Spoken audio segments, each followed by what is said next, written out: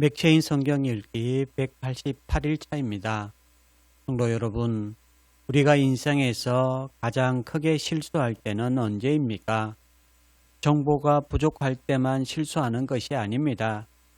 경험이 없었으만 실수하는 것도 아닙니다. 오히려 너무 확신할 때 실수합니다. 이 정도는 내가 판단할 수 있다. 이 정도는 굳이 기도하지 않아도 된다. 이런 생각을 할 때 우리는 넘어질 수 있습니다. 오늘 내 본문은 기도 없는 확신이 가장 위험하다고 말씀합니다. 여호수아 9장을 보십시오. 기브온 사람들이 이스라엘을 찾아옵니다. 그들은 낡은 전대와 찢어진 포도주 부대, 헤어진 신발과 옷을 가지고 와서 먼 나라에서 온 것처럼 꾸밉니다. 겉으로 보기에는 모든 것이 그럴듯했습니다. 이스라엘 지도자들은 그 말을 듣고 화친 조약을 맺습니다. 그런데 성경은 그들의 문제를 이렇게 지적합니다. 무리가 그들의 양식을 취하고는 어떻게 할지를 여호와께 묻지 아니하고, 문제는 정보가 전혀 없었다는 것이 아닙니다. 하나님께 묻지 않았다는 겁니다. 성도 여러분, 하나님께 묻지 않는 지혜는 결국 실수가 될 수 있습니다. 우리는 중요한 일 앞에서는 기도한다라고 말합니다. 그런데 정말 위험한 것은 중요해 보이지 않는 일입니다.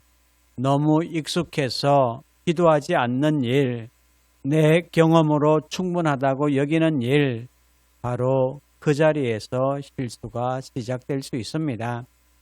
믿음의 사람은 빨리 결정하는 사람이 아니라 먼저 하나님께 묻는 사람이라는 사실을 놓치지 마시기를 바랍니다. 시편 140편과 141편에서 다윗은 악한 자들에게서 건져달라라고 기도합니다. 그는 외부의 악을 알고 있었습니다. 악한 사람들의 손, 폭력적인 자들의 계획, 거짓된 혀를 경계했습니다.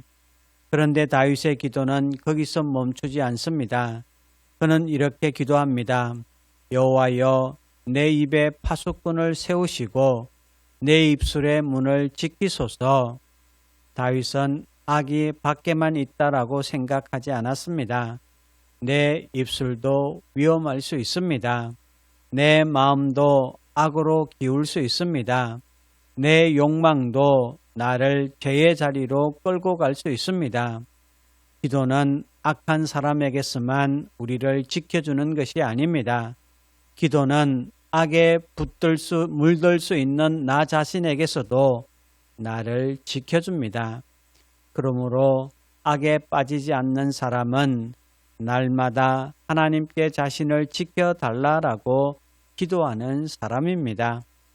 예레미야 3장에서 하나님은 배역한 이스라엘을 향해 말씀하십니다. 배역한 자들아 돌아오라. 이스라엘은 하나님을 떠났습니다. 우상을 따랐습니다. 그런데 놀라운 것은 하나님께서 그들을 버려두지 않으셨다는 겁니다. 하나님은 그들을 향해 다시 부르십니다. 돌아오라. 이것이 은혜입니다. 회개는 하나님께 버림받았다는 증거가 아닙니다. 오히려 하나님께서 아직도 우리를 부르고 계신다는 증거입니다. 기도는 죄책감 속에 주저앉는 시간이 아니라 하나님께 돌아가는 시간입니다. 그러므로 죄 가운데 머무르지 마십시오.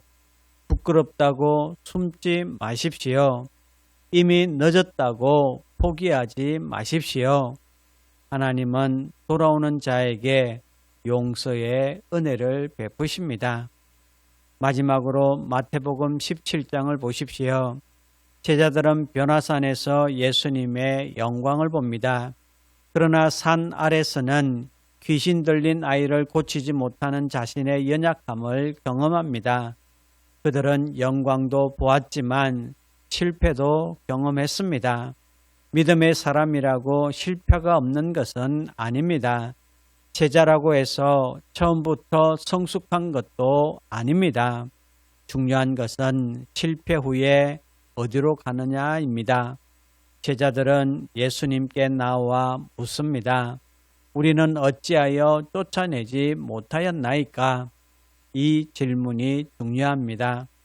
실패를 감추지 않고 주님께 가져갑니다. 자신의 한계를 인정하고 주님께 배웁니다. 사랑하는 성도 여러분, 오늘 우리 삶의 자리에서 이 질문을 붙들어야 합니다. 나는 결정하기 전에 하나님께 묻고 있습니까? 내 입술과 마음을 지켜달라고 기도하고 있습니까? 죄책감 속에 머무르지 않고 하나님께 돌아가고 있습니까? 실패 속에서도 주님께 배우고 있습니까? 내 판단이 분명해 보여도 먼저 기도하십시오. 내 경험이 충분해 보여도 먼저 하나님께 물으십시오. 내 마음이 흔들릴 때 주님께 지켜달라고 구하십시오.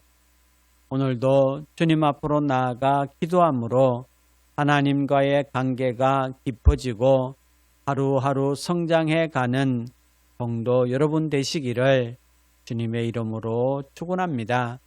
이제 오늘의 성경을 함께 읽겠습니다.